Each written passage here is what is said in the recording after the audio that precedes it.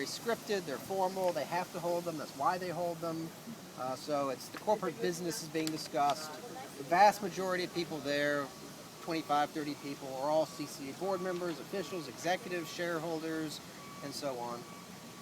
We did have some great contingents come down from Strength for Love from DC, and the Jesuits over there right here, and in pink over there. It's Mary. It also spoke at the meeting. It's great. So questions were asked about, and I'll let you speak to your part of it. But the question I asked had to do with CCA's acknowledgement that they had falsified staffing records at their Idaho facility, and specifically asking them, okay, well, if that happened there, have you conducted any investigations or audited any of your other 60 facilities to see if the similar things are going on, because you didn't catch it there for 7 months? And of course they said, oh, of course, we're going to take care of this, we're going to take care of Idaho, we're going to pay them back as necessary, and we're looking at this to see if it might have occurred in other places, but they wouldn't really lock down as to whether they've actually audited any other facilities and what the specifics are. But this is what we get. I mean, you get a kind of a generalized response at these meetings.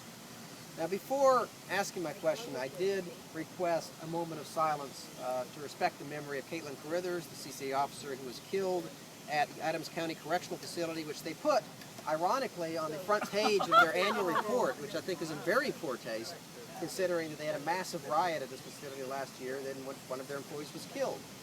And Mr. Ferguson, the chairman, declined to have a moment of silence in Mr. Carithers' memory, which I'll be informing his family later today.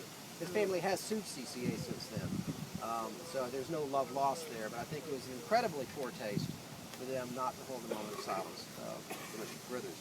And of course, had they held a moment of silence for Mr. Carithers, it would have followed up with a moment of silence for all prisoners who have died in CCA facilities over the last year, because of course the lives of their employees are worth no more nor less than the lives of the people who they hold in their for-profit facilities. But anyway, we did not get to that point.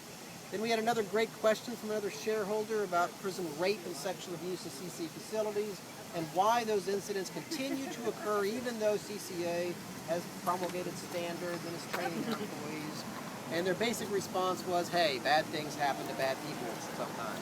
They didn't say that. That's paraphrasing, so don't quote them.